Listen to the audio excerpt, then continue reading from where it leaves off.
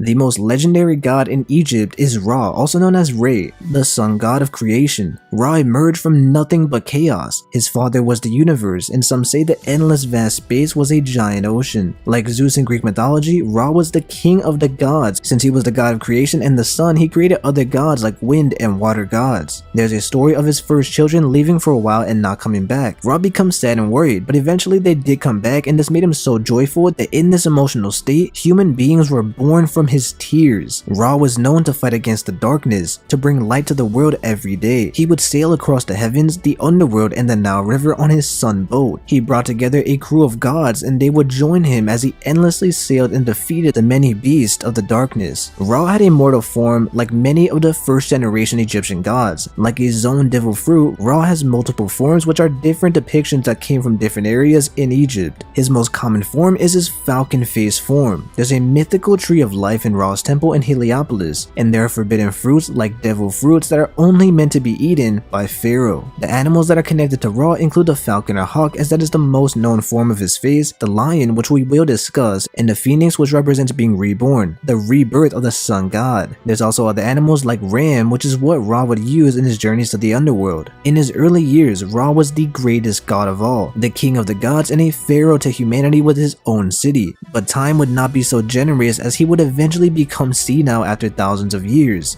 He lost his respect of his followers, and this brings us to the tale of Ra's secret name.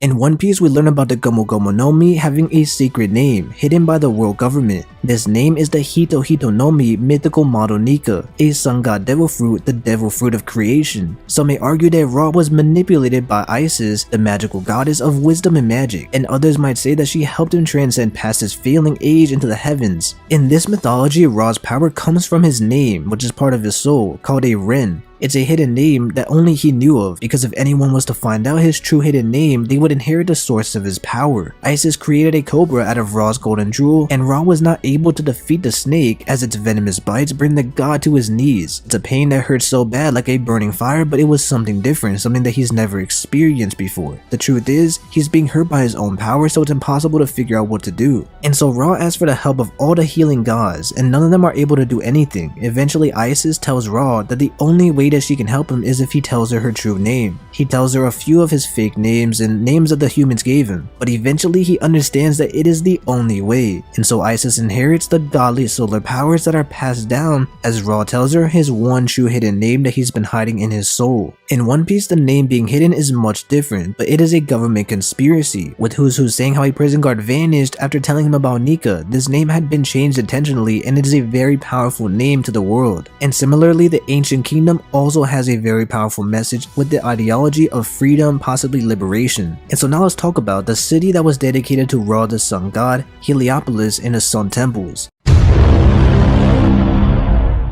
And let's start off with a fun fact. Did you know that Heliopolis, Letopolis, and Giza form a perfect Pythagorean triangle? Just like in One Piece, it's been speculated that the Egyptians had ancient technology, and that's how they were able to build the pyramids and the temples. Heliopolis was a massive ancient city in Egypt. In the past, it was a hub for religion and knowledge, but sadly not much of the city remains today. Heliopolis is the city of the sun, and it was also home to the sun god Atun-Ra. And so real quick, let's talk about inherited will and how it is portrayed in Egyptian mythology. In Egyptian mythology, it can be a bit confusing because there are different generations of gods. For example, Ra is the first god ever created, but there's also other sun gods who would carry on his power after he essentially got too old and retired. Ra was so important that many pantheons, gods, and pharaohs were known to merge their name with Ra. Amun-Ra is one of the names that is oftentimes confused with Ra. They are different beings, but Amun-Ra carries on the power and the legacy of a sun deity as well. And so this is why there is inherited will in Egyptian mythology, which fits perfectly with One Piece. And this is why Amun-Ra was also the one who lived in Heliopolis when it was a city dedicated to Ra. There are Old Kingdom pyramid texts that refer to a location of Heliopolis as the House of Ra, which is also in the Bible, and these old texts could be similar to the Poneglyphs. There are priests who spoke of Atun Neptune Ra returning, and this could possibly be the return of the sun after a massive historical event like a great flood, because Ra was the first being who was created through the primeval waters, and some believe that Heliopolis was the location of the primordial mount and the mount of creation. But let me read you an inscription that refers to the stretching of the court ceremony, as that reminded me of Nika and the fruit being able to stretch like rubber and being connected to the sun god. The king has built the great temple of Ra Horakti in conformity with the horizon which bears his disc. The core was stretched by his majesty himself. Having held the rod in his hands was Seshat. The king could be a Joyboy, the king of the ancient kingdom, a possible pirate king of the past. A temple aligned with the horizon, another reference to the sun, and stretching it himself could be Nika, who could stretch and create anything with his creation powers.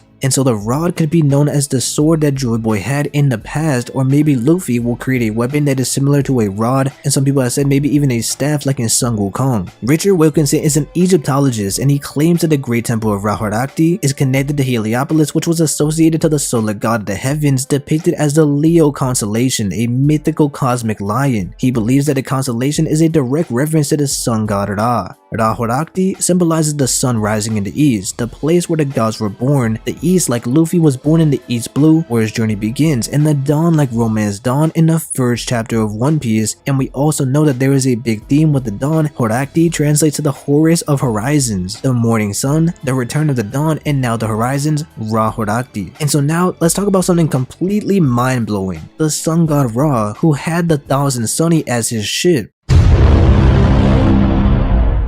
The solar cosmic lion represents the sun, and just like the Thousand Sunny is the sun, but also a lion. Lions are the guardians of the eastern and western horizons in Egyptian mythology, just like Luffy is coming from the east, and just like Luffy is now a sun guardian deity. In chapter 62 of the Egyptian Book of the Dead, there is a specific statement that refers to the lion of the sun, and it says, "May I be granted power over the waters, for I am the one who crosses the sky. I am the lion of Ra." The power over the water, like Luffy said, he wishes to be the most free man on the sea. Luffy also crosses over the sky when he visits Skypiea, and he's the captain of the Thousand Sunny, like the Lion of Ra. We also see the sun flying and blasting into the sunset or into the sky as the shards fly away from Garp in Water 7 or in Opening 9 of One Piece. This connection to Ra and the Sunny gets even more interesting when you consider that Ra was known as the guy who travels on the sun boat just like Luffy. Ra had two glistening golden sun boats. The boat that he sailed during the day was known as the Boat of a Million Years, the Man Jet, and he traveled throughout the underworld in the night in the Mescatet. The Boat of a Million Years is interesting to me because it reminds me of the Thousand Sunny the most. Instead of a million, we have 1,000, and they are both sun boats. Frankie designed the Sunny with the intention of being symbolic of a golden lion, and Iceberg is the one who named it the Thousand Sunny. So once again, the lion in the sun reference. Ra was known for traveling on his boat and lighting up the world, like the Straw Hats bring light to everyone. Luffy brings liberty, hope, and joy. At night, Ra would travel into the underworld. Earlier I mentioned that during Ra's travels to the underworld, he would battle terrifying creatures of darkness with his crew of deities. I plan on making an entire video on this topic, but Luffy and the Straw Hats are a god squad. They are mixed with demons and gods, Luffy being the sun god, Robin being inspired by Shiva and also having a demonic form, Zoro who is a self-proclaimed king of hell, a man who resembles the god of blades Ryuma, and then there's also God Usopp and Sanji who may have Lunarian DNA, a group of religious figures who all sail together on the sun boat. Sun god Ra was famous for battling giant serpents, and one time a giant snake swallowed the sun boat, which resulted in darkness even during the day. But Ra was so powerful that the serpent was not able to consume him and digest his power. Ra eventually broke free, and this event will be seen to the world as a legendary solar eclipse. Let me jog your memory real quick because there were two giant serpents in Shandora, Kashigami and Nola. The first one Kashigami, who was worshipped as the sun god. The second one is Nola, who is the grandson of Kashigami and is the one who ate Luffy during the Skypiea arc, just like Ra, who was eaten by a giant snake. Ra is most famous for the sun disc he always wears on his head. It's a disc that represents the power of the sun. No matter what form he's in, the sun disc is what makes him recognizable. The Straw Hat is what makes Luffy so recognizable, being a part of his identity, known as the Straw Hat Luffy. The sun disc obviously resembles the sun, but what if I told you that the Straw Hat does as well? The Straw Hat representing the inherited will of Roger, Shanks, and possibly even Joyboy. But more importantly, the Straw Hat is what farmers wear to block out the sun. With the sun shining so bright, many many theorists have speculated that Luffy's straw hat represents the sun itself. So Luffy, who is the sun god, the man who sails on the sun boat, and I've said it plenty of times before and I'll say it again, Luffy giving the straw hat to Shanks could symbolize Luffy finally fully embracing the power of the sun and accepting his role as Nika. And so now let's talk about the story of Raw's eye. But before we get to that, I would really appreciate it if you could like the video and subscribe, as this video took so much time to research, edit, and record. And so now let's enjoy the story of Raw's eye.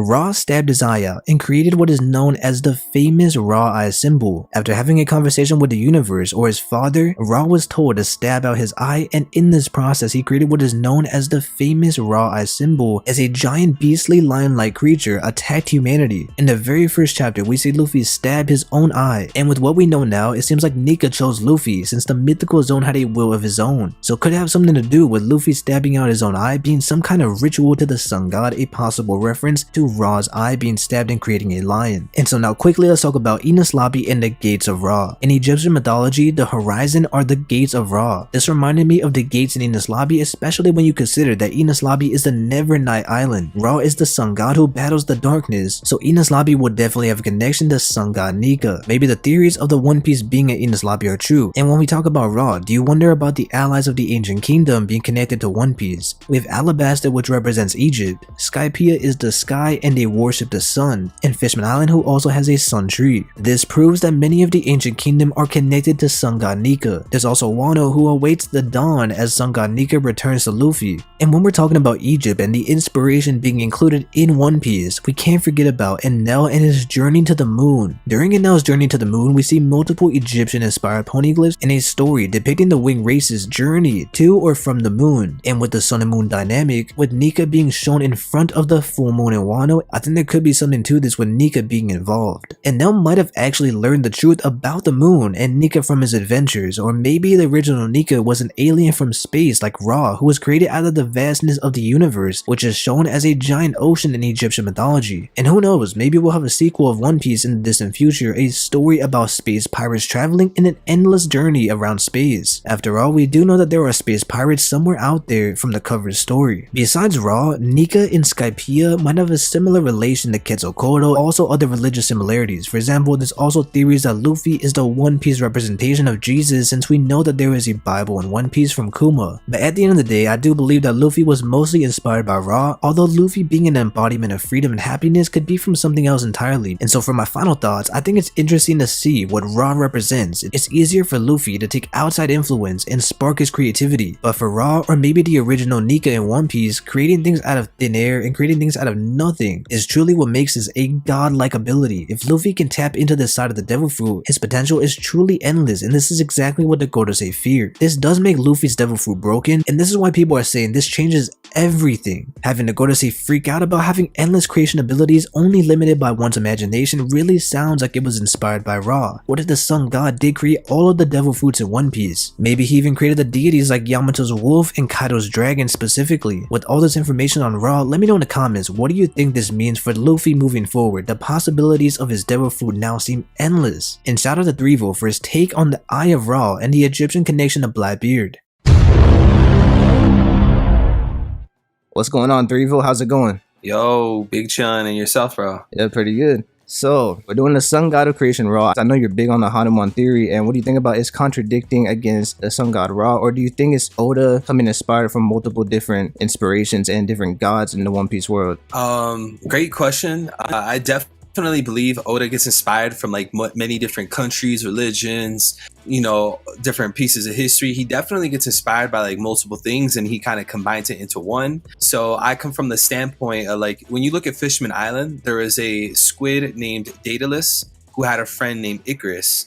But in One Piece, the squid Daedalus died by going too close to the sun. And when you look at like actual real life mythology and legend, it was actually Icarus that died by going too close to the sun, which to me is like, okay, obviously Oda calculated this, but he switched it around. Now that's one legend that's a part of One Piece. But then when you look at the ancient weapons, you have like Poseidon, right?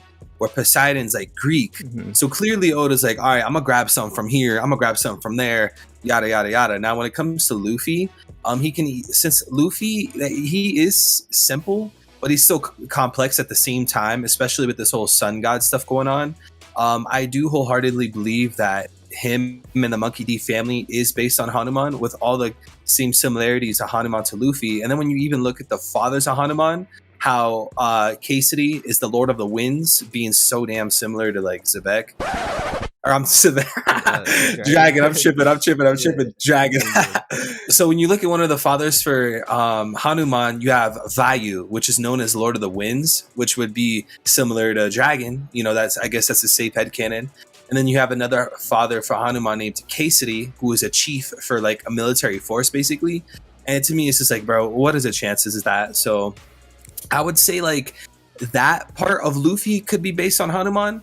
But when you look at like the whole sun god kind of concept, you know, you have sun god Ra from Egyptian mythology, as well as there's a Greek god named Nika, which is like spelled Nike, like Nike. And they're known for winning and being peaceful and, you know, good spirited and stuff like that. So if you combine Greek god Nike with sun god Ra, I feel like that's sun god Nika, or at least sun god Ra to an extent. It's interesting because if you look at Luffy, right, people are saying, okay, he has this new power, but we haven't seen from the sun god perspective, it doesn't seem like sun powers, you know, powers from the sun or whatever. But I'm thinking, do you think Oda was planning this from the start, or do you think it's been like over time he's thought of more and more different things to add into his story, at least with the sun god and all that with Nika? I think at least for like the core basis, like the foundation of the story and Luffy's been planned from the start. That's what motivated me to do the Hanuman video. I actually went into it where I was like, okay, he's gonna have to have some kind of Zoan fruit, some kind of Hito no Mi, and I feel like Hanuman's definitely based off Luffy. And even though technically he doesn't have the Hanuman fruit, I still believe like Luffy is a character with Garp and dragons based on Hanuman. But as far as the sun god stuff, my second initial thought, I don't have proof of this, but maybe you could take my word. I was definitely going towards like the Nika fruit, sun god Nika fruit. And even my homie Captain Golden Boy, he literally made a video about Luffy having the sun god Nika fruit. So yeah, I definitely believe that was planned from the start. And I really like how you pointed out like the sun god powers. Yeah. Like Luffy's not really emphasizing that. I think this is like a title, and it's really meant to be like a metaphorical purpose for the story, with Luffy bringing the dawn, you know, Luffy being the light and him being like the sun god. I think it's more of a metaphor thing. He might have, you know, sun related attacks, fire related attacks, but I think more than anything, it's more metaphorical. Yeah, for me, when I was doing the research and everything, I was looking at different sun gods and everything. And then for Ra, I don't know if you noticed, but he had a sun boat, which is like the Thousand Sunny. That's tight. That's crazy, right? So you made the Blackbeard theory too. So talk a little bit about the Blackbeard theory, the Eye of Ra, the Eye of Horus, whatever it was with that. And because you know the Eye of Ra is really important symbol in Egyptian mythology. So yeah, so with Luffy taking on the the Eye of Ra, or being sun god Ra to an extent. Now, I'm not saying every tiny little detail about sun god Ra will apply to Luffy. Of course, that's not what's going to happen. But you know, a big part of that lore is there being a second eye. It's basically a pair of two eyes, and the other eye is the Eye of Horus. And the Eye of Horus is known for being affiliated with the moon. It's basically being related to the moon. And like, as you know, like everybody knows, if you're at least chapter 1000 by now, like, you know, there's a lot of emphasis on the dawn, there's a lot of emphasis on the sun, and then there's a lot of emphasis on the moon. You look at NL, who literally went to the moon, and we have a whole cover story of him finding like an underground city, all this stuff. You have the minks who look up at the moon and they get Sulong for him. And then you look at Professor Clover, he has like this whole moon's kind of contraption. There's a lot of emphasis on the moon in One Piece, and I feel like there will have to be some kind of moon god blank. You know, we have sun god blank, moon god blank, Blackbeard taking on the darkness. I feel like darkness is compatible with the moon, like how light and dawn is compatible with the sun. Yeah, and it's interesting too, because if you look at the Will of D, right, the checkered fate is black and white. It could be like the sun and the moon too. Exactly. And so you mentioned Enel, and I was thinking about the Egyptian. Do you remember the cover story where they had like the Egyptian hieroglyphics? It looks like, yep. It looked like maybe like poneglyphs. And I was thinking maybe the poneglyphs too could be inspired by the Egyptians too. I don't know, but that's interesting to me that you see on the moon, and then it's these different stories and these different hieroglyphics. Hey, I'm not gonna lie, I didn't even think about that. Yeah, that's fire, that's bro. Crazy. Like I was looking at it, I was thinking they even have these certain what is it, like the clothes they wear and everything. It looks really similar. So you know what I'm talking about? That's fire. I know what you're talking about. Yeah. Like on the hieroglyphs, the people they had like you would think like Egyptian inspired clothes. Yeah. They That's were tight. like in Egyptian mythology. You see, they have different animals for their head, and in the moon, right? You have the burkas and all this and everything, and then they have the animals on top of the head. So yeah, I was looking at that and I was thinking, and then so Alabasta too, because Alabasta has the Egyptian inspired too. So if these are all connected to the ancient kingdom or something, you could maybe see something there too. Yeah, you definitely could. I would definitely say there's ties between Egypt, or at least like the Middle East, to Alabasta.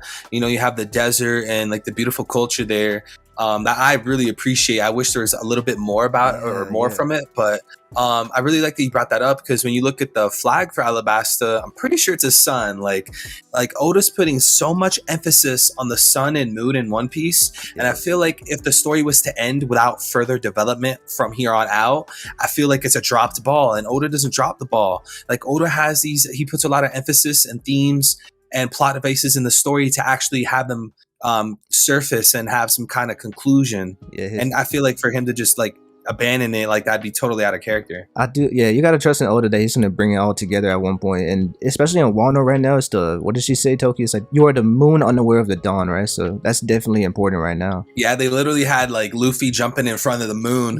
See, the moon being the dusk, that's Luffy, you know, emphasis on Luffy bringing the dawn. But again, like, you can't have the dawn without the dusk. You can't have the sun without the moon. Like, it's impossible. And I come from a standpoint, like, you know, I really, don't get me wrong, bro, I really considered, okay, like, what if Emu is the moon? With moon being affiliated with the dusk and darkness so much, I feel like it's, in my eyes, it's like it has to be Blackbeard. You know how people always say like, oh, Emu backwards is Umi? Yeah. I would say like, okay, well, what if Emu is some kind of ocean god or some kind of sea god?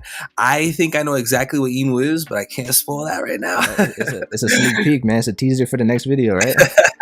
Yeah, next video I'm gonna go crazy, bro. But as far as Blackbeard goes, yeah, actually, let's talk about Blackbeard. Let's talk about your theory about, you know, about the Horus and everything. You know, there are some details that that crossed my mind like after I put the video out, and I think they're really interesting. So I want to say it was Blackbeard versus Ace, if I'm not mistaken. There was a panel where Blackbeard's saying like, yeah, this fruit chose me. He said something like that. And you know how in chapter 1044 we learned that Zoans have a will of their own? Yeah. This is like, bruh, come on, bro. Think about how crazy that is, that we just found out 1,040 chapters in. That's crazy. Yeah. And you know, that I feel like that whole little dialogue of Zoans have a will of their own, mind of their own, I feel like that adds so much lore to the story. And like, the devil fruits, they could go any direction at this point. Like, we don't know what Oda's gonna pop up. And I wonder, because is there gonna be something where that's the specific element to a zone? Maybe we'll see Logias have their own something else, not wills, but you know, they have some kind of other spiritual connection or something. I don't know, but yeah, like they have their own quirk or something. Yeah. But yeah, well, you know, for me, it's Marshall D. Preach, right? So I'm a huge Blackbeard fan. So like, whenever you drop those Blackbeard videos, man, oh man, those are my favorite. Like the first videos that I saw with you, that I was like, it was Blackbeard, the octopus one, and even the Joyboy Jayabaya. I think you were one of the first ones that really brought that to the community, or at least got it bigger. And those two videos, man, I was like, man, I'm a fan ever since the Blackbeard and the Joyboy theory. Those are crazy. Hey, I appreciate that. You've been doing your thing too, bro. Like, don't think I ain't Pete, bro. Like, you're killing it, bro. Man, Keep it up. It's fun, man. It's the theories. I love making the theories. It takes some time, but it's really fun to make those theories. Yeah, man, it takes a lot of time. Like, if you're going in for the accuracy, and then you want to actually make the video good, like, you gotta put your heart and soul into it, and that's like the fun of it, man. Because like you I know you can relate to this, bro. Like, when it all starts from an idea, these things are in your brain, bro, and then we transform it into actual video, and people like it, and you know. Well, even for this one, right, the raw theory, I'm looking over here, and it's like an excuse for me to go and research these things. I never knew anything about Egyptian mythology, and I'm over here just, you know, I'm looking at YouTube videos, I'm Googling different things, and it's kind of like an excuse for me to learn these things that are really interesting topics, and then put it into the video. You know, I actually think that that's a calculated thing by Oda. I feel like there's no manga that I found or anime where I found myself like, oh, now like I gotta go research Hindu stuff, I gotta go research Buddhism. Like, it's a One Piece that does that. Like, I was watching, I don't know, like Death Note for an example. I didn't have to go research, but that's the beauty of One Piece to me, man. Yeah, and it's crazy, man. Like I think that's the biggest appeal of One Piece for the world, man. You can see different people from all around the world, they appreciate it, and it's because Oda takes so much inspiration from different places, different cultures. Yeah, which surely has to tie into this whole Egyptian thing. I mean, Yeah. Alabasta itself and being Middle Eastern inspired, like there has to be some kind of sun god Ra inspiration, moon god Horus inspiration. So And let me ask you this: so for Egyptians, right? There's always been some kind of speculation. How did they have all this technology? How did they have some kind of ancient technology to build the pyramids or whatever? So I was thinking maybe that could somehow play into the ancient kingdoms, like the ancient weapons. We know they had ancient technology in One Piece too. yeah, no, that's a fire point. I didn't even I have it seems like you have one half, I had the other half, and I'm about to combine it for you. So peep this, bro. So, just like you said, okay, how do they have this technology? How they build the pyramids in real life? Now, with the high-tech technology in One Piece, in like Marie-Joie, for an example, they said that it's really high-tech, all beautiful, big and majestic buildings, all that kind of stuff. And even like, what's it, like an elevator that goes up? So they're like, okay, well, where'd that come from? Now, if you look at NL's cover story, when he goes to the moon, the machine people that were on there are the same exact ones on that planet. So, and then it goes even deeper than that. So I think this is a safe headcanon to say that technology in the One Piece world derived from the moon, which could be Oda's way of saying like, oh yeah, the pyramids in Egypt, bro, like that came from aliens, that came from the moons. Man, that's crazy. Yeah. So technically it is alien technology. The other thing too is in the Ra mythology, right? Ancient god Ra. He basically was the first god, so he was born from the universe. And the Egyptians, they thought it was a giant sea, a giant ocean. I was thinking too, maybe because we saw the space pirates in the cover stories. Yeah. So maybe, I mean, there's definitely something there, man. Yeah, definitely. And then another interesting thing about Sun God Ra, I'm sure you probably know about this, maybe, but he was attacked and he had this enemy that was a giant serpent named as Apet or Apophis. So it might even be like this kind of thing where, and he was known for being evil and being embedded in darkness and stuff like that. It could be this thing where like, Oda's like, all right, Moon God Horus and, Apep, let's just combine it. And that's what Blackbeard's going to be. Yo, check this out real quick. So in my video, I talk about the giant snakes that he would fight. And I was thinking in Skypiea, they had two giant snakes, right? They had Kashigami and Nola. In the first one, it was, they worshipped it as the fake sun god, right? And then the second one, it was Nola, and that was like the grandson, I think, or maybe the son of the first one. But in Skypiea, we see that Luffy, who is the sun god, we see him go inside of Nola. I was thinking that could be a crazy reference to the Ra theory or the Ra mythology. When he was swallowed by the giant snake. Oh, wow. Hey, you're woke, bro. you like that one? Bro? Yeah. I didn't even think, what? That's fire, That's bro. Crazy, yeah. So it is crazy, man. Like this Ra theory, I think out of all the sun gods, I think it's definitely the closest one. If you look at creativity and he's the god of creation, there's a lot there. Oh, yeah. Because, in these recent chapters, 1044, 1045, you see Luffy basically being the god of creation because he's manipulating the reality. Yeah. If I'm not mistaken, this man turned Kaido into a rubber. Like, he has the ultimate power of creativity and of creation. And Oda's just like, oh, it's imagination. Nah, bro. Yeah. Luffy is controller. He's the master of creation right now, bro. Right. I'm gonna be honest, this is probably my favorite Luffy fight. I know people like Katakuri, they like Katakuri, they like Rauluchi, there's a lot of good Luffy fights, but I think this one, when it's all said and done, I think it's gonna be my favorite for sure. Oh yeah, definitely. Like to date at least, don't get me wrong, like what you just said right now, like those fights are good, like they're not bad, but this is just like the direction of it is so different. Like there's still tension, don't get me wrong. It's not like Kaido's not gonna power up or something. I feel like Kaido has to awaken. And Luffy's lost like multiple times against Kaido, so like there is that tension there, silliness. Like when we saw Kaido and we see Luffy at the end punch, was it? Did you see it as he punched through Kaido, or was it like the rubber stretched through and it was like he turned him into rubber and stretched through? And then you see that it looks kind of like he punched straight through him. Yeah. So I in my chapter review, I was confused, and I feel like I have an answer, but I'm still a little bit confused. So earlier in that chapter, he did turn Kaido into rubber. Kaido had that dialogue bubble. Yeah. So. And with Luffy's hand not being covered in blood and Kaido not having a hole in his head, I'm led to believe that Kaido is made of rubber and his face and head was bending, like when Luffy punched, quote unquote, through him. But for some reason, the artistic style for that scene was just off or weird, or I think someone said maybe armament hockey was involved. I'm not entirely sure, but I just think like Kaido was made of rubber in that moment. Yeah, definitely. Yeah. All right, well, it's been a good call. It's been a lot of information that I learned from, Blackbeard, and you even mentioned Emu and all of this ancient technology. I think there's definitely an Egyptian inspired wreck going on with Alabasta and everything. But man, it's been a great conversation, man. Appreciate you having me on, bro. Yeah, man, appreciate it. Anyways, guys, go check out Evil, man. He's got a lot of great theories. Actually, let me ask you, is it Threevil or Evil?